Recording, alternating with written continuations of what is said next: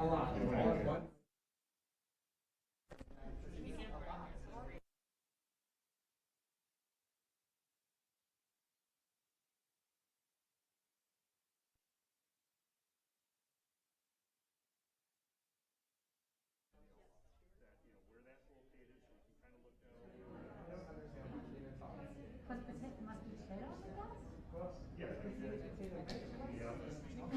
It's just in task form.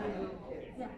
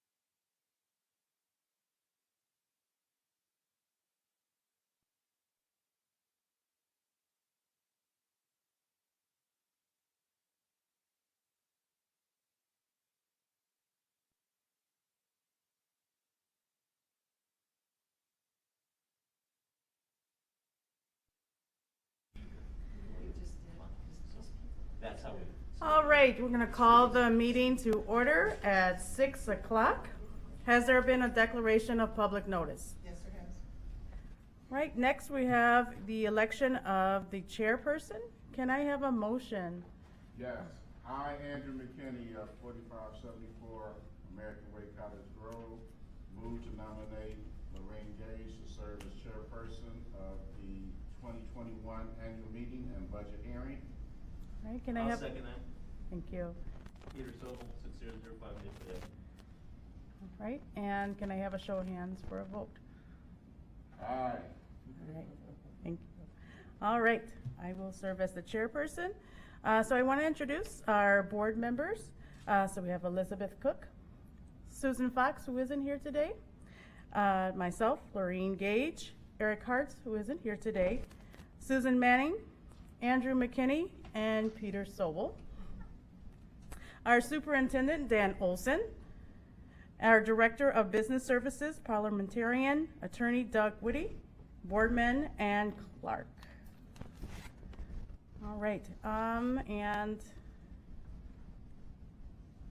call for nominations for election. Okay, we did that already. So moving on to the minutes from the 2020 annual meeting and budget hearing, which can be found on pages 8 through 9 of the annual meeting booklet. Yes.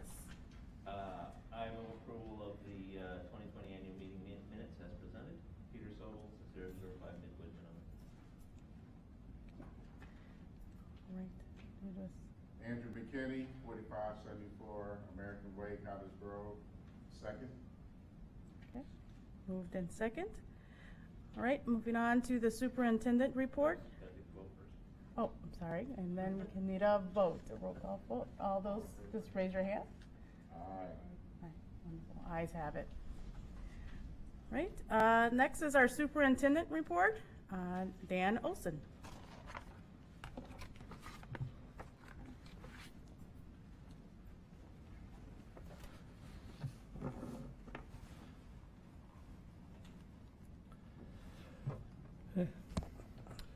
Good evening, and thank you for attending tonight or viewing our meeting this evening.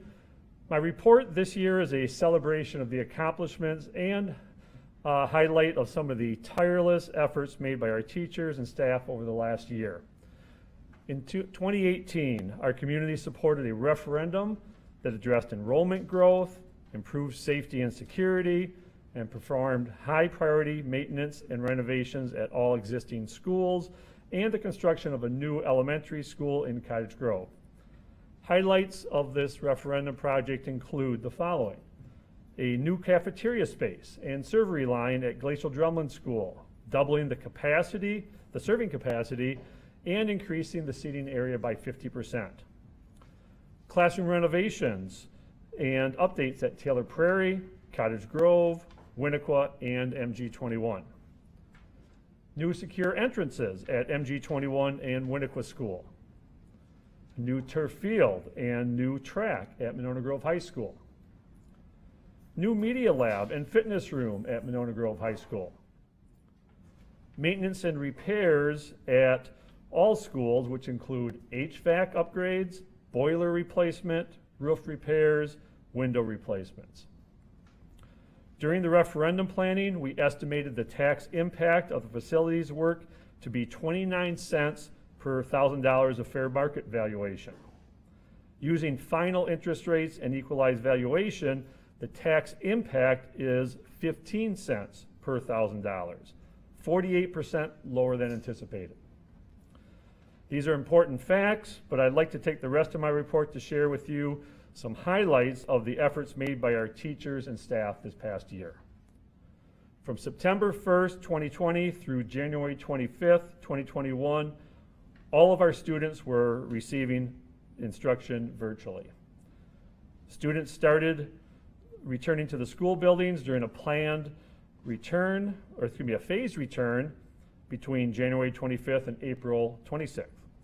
About 70% of our students returned to at least some in-person instruction, while 30% remained virtual for the entire school year. During the school year, our teachers and staff distributed thousands of devices, countless school supplies, and dozens of hotspots to students and families. Our school buses were used to deliver library books, supplies, as well as meals for children in our school district boundary.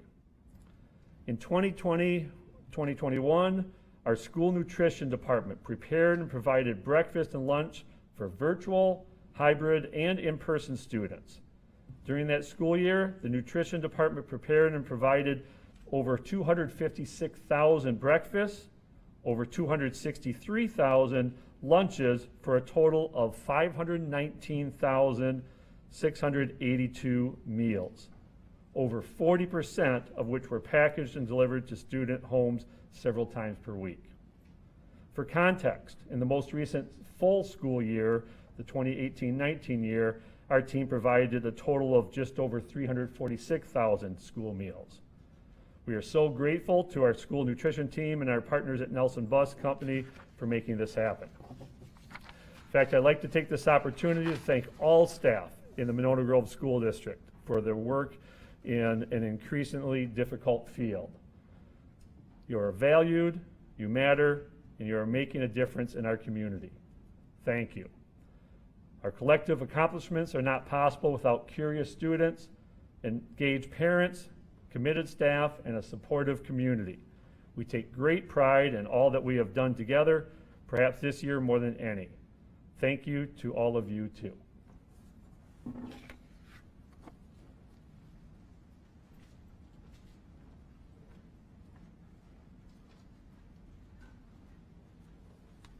Thank you, Dan. The Treasurer's Report can be found on page 10 and 11 of meeting booklet. A complete auditor's report will be presented to the Board of Education upon completion of the official audit report by Whipley LLP CPA, and is expected to be presented in February 2022. Next is our Director of Business Services, Jarrett Rossing, who will present the 2021-2022 proposed budget as outlined beginning on page 13 in the annual meeting booklet.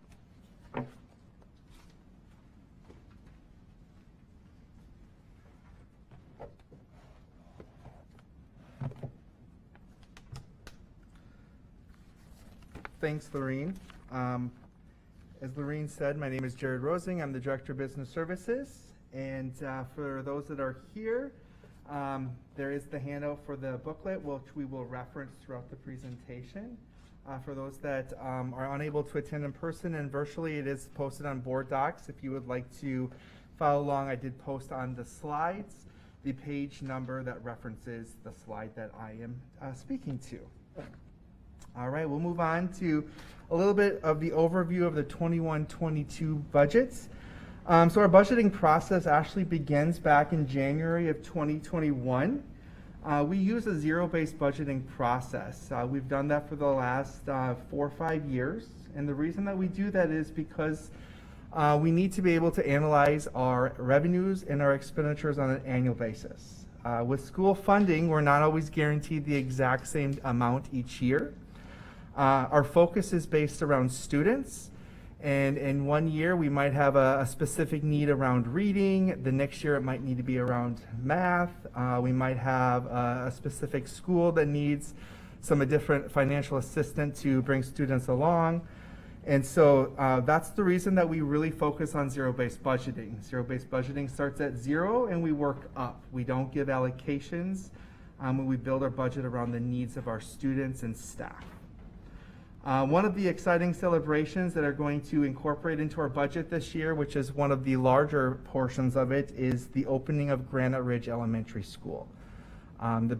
Back in November of 2018, our community passed a referendum to open up a new elementary school in Cottage Grove that will serve grades 3 through 5.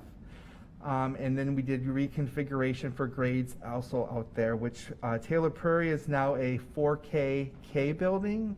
Cottage Grove is a 1st through 2nd grade. Granite Ridge is 3rd through 5th. Middle school is 6th through 8th. And then we have our high school and then Winnequa here in Monona. This is also the first year of a state budget for school finance. And what has happened at the state level is the district will be receiving a 0% increase when it comes to revenue limits and a 0% increase when it comes to per pupil. Our budget is being balanced around federal COVID funding, which is a one-time funding, which means that there will be a cliff as we continue to work through the upcoming fiscal years unless there's a change. When the budget is, at the end of my budget, there will be a motion for a proposed tax levy of $29,715,501, which is a small increase over the previous year. So we'll move on to a little bit more about public school funding. This is something that I typically like to talk about at the annual meeting budget hearing because it's very important to understand. So as a school district, we don't have the luxury to just to say, you know, this year we need an extra $5 million or we need an extra $1 million. We're really restrained by two sources: Equalization Aid, which is also classified as state aid that comes from the state of Wisconsin, and local property taxes, which is paid for by our local property payers. These are counterbalancing forces, which means that if we receive less state aid or equalization aid, it's going to push the burden onto our property taxpayers. And it also is based off of our resident student enrollment. So if we see an increase in student enrollment, then we do have the flexibility of being able to add some additional funding per student, but that's on a 3-year rolling basis.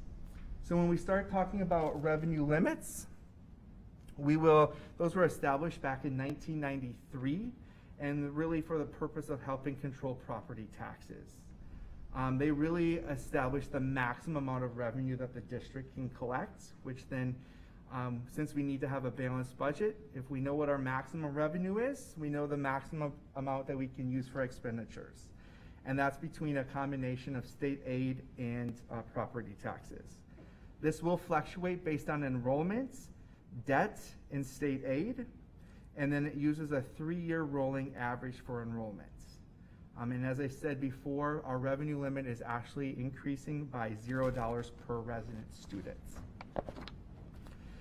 The next larger portion of funds that the district receive is equalization aid. And like I said before, is when we do our revenue limit calculation, it will give us our total amount that we can collect between property taxes and equalization aid. This is done through a 3-tier formula.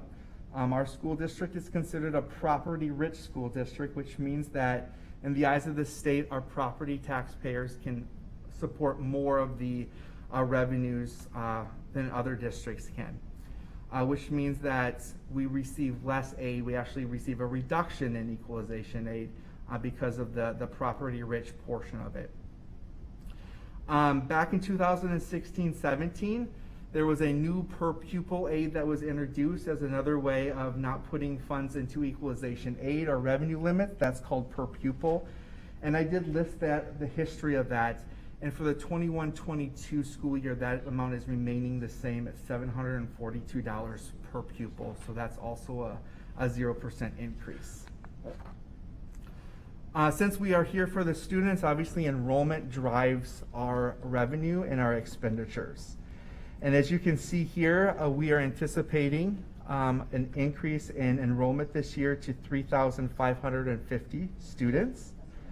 Last year, we did see a dip. Part of that was due to the fact that we had some families choose based on the instructional model to enroll into private schooling or homeschooling, but we're seeing those students come back. Our official enrollment count date is this coming Friday, and so that's why it's still classified as an estimate. Obviously, there's lots of moving parts in the school district, and so we do believe that we're going to be close to that 3,550 students.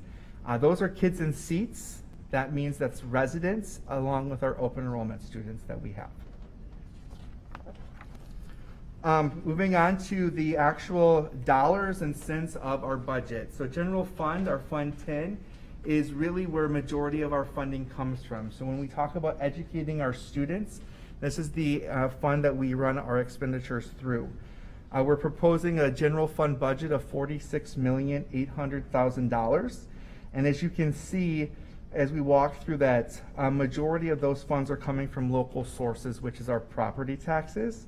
Our local sources between student fees and property taxes, which is just shy of 20 $3 million. The one area that I do want to point out is you'll see as an increase over the 2021 year would be our state source, or our federal sources. You can see that's in the third column. 288,000 is going up to 737,000, and that's where we account for the federal relief funds that we will be receiving for COVID to balance our budget. On the expenditure side, we break that down into three sides. Instruction, so anything that's happening in the classroom, from teacher salaries to classroom consumable supplies, will be in instruction, and so we're anticipating just shy of $23 million to be expenditured there. Support services falls within our student services, so our school psychologists, guidance counselors, our utilities, our principals, our district office, and that's expected to be at $17,510,000. And then our non-program transfers, that's funds that will be transferred to Fund27, our special education fund, due to the not enough state aid to cover the expenditures in Fund27 for our students with special needs. So that's where we're having a balanced budget of $46,800,000. Going to the next slide, you'll see that we have Fund21 and Fund27. This can be, more detail can be found on page 13 of the annual meeting booklets. These two funds are combined per DPI, but Fund27 is the area that we code all of our expenditures to for our students with special education needs. And as you'll note, that specifically comes up to $7,920,000 of that $8.1 million. And of that, 4.9 is coming from the general fund to cover the difference between revenue and the expenditures that we need to make in Fund27. Just like Fund 10, these expenditures would be accounted for around special education teachers, specialty teachers driven by students with IEPs, special transportation, special services that are needed for those students. The next two slides are visuals for individuals that are visual learners or like to see that big picture, because obviously there's a lot of numbers on those slides. So when we really look at our overall revenues for Fund 10 and 27, you can see that 47% of our revenue is coming from local revenue, which is the property taxes and any fees that we might collect from families and students. The state's revenue is at 44%. Other Wisconsin districts, that 7% is through our open enrollment, which we collect just over $3.3 million to assist us in revenue throughout the district. On the expenditure side, one of our previous board members always referenced that we buy time because we hire employees to teach our students. You can see that 78% of our budget is made up of and spent on employee salaries and benefits. The remaining 17% that's run purchase services is related to utilities, substitutes, contracted transportation, utilities, and those things that we can't provide internally. It does not include supplies, debt, equipment, or insurance, property insurance specifically. Moving on to debt service, which is Fund 38 and Fund 39. And so in your annual meeting booklet on page 15, it gives you it starts on page 15. It gives you a little bit more detail about what Fund 38 is and what Fund 39. Specifically, Fund 38 is around a non-referendum approved debt, which means this is debt that the Board of Education approved that comes out of our revenue limits. Fund 39 is referendum approved debt, such as our Granite Ridge School or a recent referendum that we did for maintenance upgrades in a new elementary school, which means that those debt service payments from principals and interest is actually done outside of the revenue limits, and that's what we talk about, the flexibility, the flexibility of the revenue limits to actually not incorporate those into Fund 10. So for Fund 38, we have a payment of just under $1.4 million, and in Fund 39, our payment's about $5.2 million. And that does include our new elementary school, so we now are starting to make payments on that with the opening here in September. So an overall expenditures of $6.5 million is being asked for Fund 38 and Fund 39. When we move into Fund 40, this is a fund that is only used when there's construction. And so Since we are wrapping up our major construction of our new elementary school, we'll have some bills that will be coming in, and then we do have some additional maintenance. We do anticipate to spend the rest of that funding this year, which is just over $11 million. With the opening of the new school in September, we had some of those final payments that will come through. So we should anticipate having about $11,200,000 spent in Fund 40, and then that account will start to be closed out. Fund 50 is our food service or our school nutrition our funds. As you can see, last year we did sustain a fairly large loss. Part of that is that we did provide additional meals, as Superintendent Olson mentioned, and those were free to all families that were only reimbursed by the federal government. We are happy to say that we're able to continue that free breakfast and lunch program throughout this school year for all families that are attending Monona Grove, and we will be reimbursed at that federal rate. But however, since we are in person, we do believe that having more people participate and in-house staff being able to serve that, we should be able to have a balanced budget of $1.3 million. Our community service fund, Fund 80, we're anticipating a balanced budget of $700,000 there. That's a combination of our swim pool, where we offer swim lessons, rent out our pool to community groups, our cable personnel that are able to help us broadcast and communicate to our community, athletic summer camps that are open up to all families within our districts.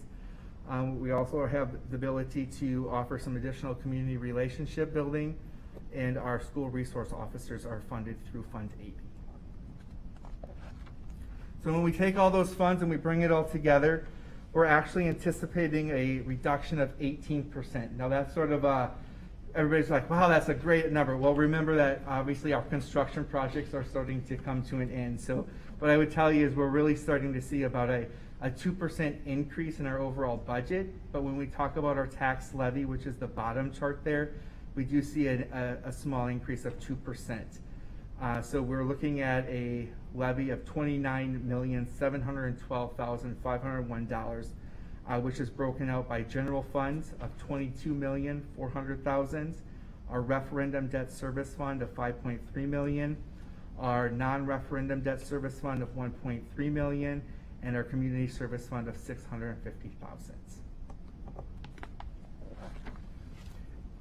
And always one of the biggest questions that everybody asks is, what does that mean for my mill rate? Even though that has no real effect on our overall school budget, I am happy to say that we should see a reduction for the second year in a row of our mill rate. Our mill rate should be down to $11.64, and that's based off of our enrollment projections and a 5% property valuation increase, which we believe is pretty conservative from what we're seeing across the state at the moment. There are still a few things that we still have to wait for from the states. As I had mentioned before, our third Friday count is this coming Friday. We won't know our final equalization property aid values until October 1st. And then our final equalization aid payment calculations will be released to the district on the 15th of October, which means that at the end of October, our Board of Education will need to make approve the final budgets and make any modifications to the tax levy. With that does conclude my physical presentation. Are there any questions? Peter. Instruction support services, the largest budget increase on the chart, there's a fairly substantial increase in the budgets. Can you talk to that? Yep, so that is because of the opening of Granite Ridge. So based on having additional staffing needs, there's approximately $900 million of staffing needs that needed to come along with opening a new school in grade configurations.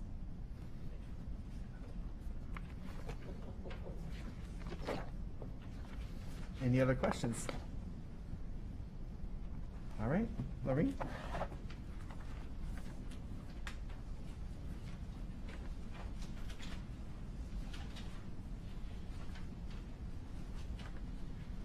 Thank you, Jared. All right, next can I have a motion for the adoption of tax levy? Peter? I, Peter Sobel of 6005 Midwood in Monona, move approval of the 2021-2022 tax levy in a total amount of $29,712,501. Thank you. May I have a second? Yes, Judy? Judy Runk of 311 Asher Circle, Monona. Second. All right, and then vote. All in favor? Aye. All right, ayes have it, motion is carried. Next is the authorization of salaries for school board members. Can I have a motion, please? Yes. Joyce Ham, 4911 Rockland Place, Monona, move to set the 2021-2022 annual salary of school board members to at $3,500. Can I have a second, please? Yes. Judy Runk, 311 Asher Circle, second. All right, and then all those in favor? Aye. All right. All Oh, yeah, I all right, let's do it again. All those in favor? All right, ayes have it, motion is carried. Thanks, everybody. Next is the reimbursement of school board member related expenditures. Can I have a motion, please? Judy? Judy Runk, 311 Asher Circle, Monona.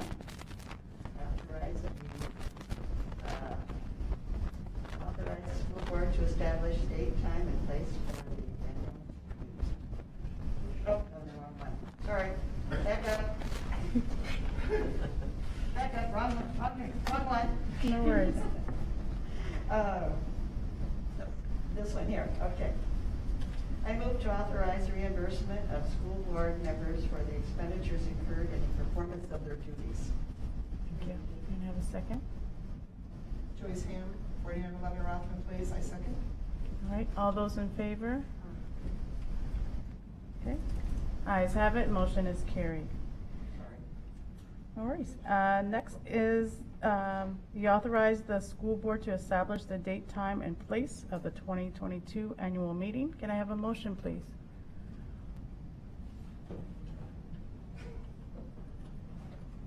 Peter? I, Peter Sobel of 6005 Midwood, Monona, move to authorize the school board to establish the date, time, and place of the 2022 annual meeting and budget hearing. Can I have a second, please? Yes. Second. All right, all those in favor? All right, ayes have it, motion is carried. Other business? Yes. Just No, yeah, there's one little small piece of business. Just want to thank our wonderful Joyce Ham. She's retired. This is her last meeting, annual meeting. Thank you, Joyce, for being part of this family, MG family. Thank you so much. And I'll second that. Yes.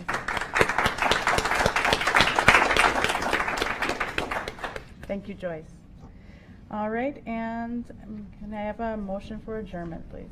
I, Andrew McKinney, 4574 American Way, Cottage Grove, move to that the meeting be adjourned. All right, can I I'll have- second that.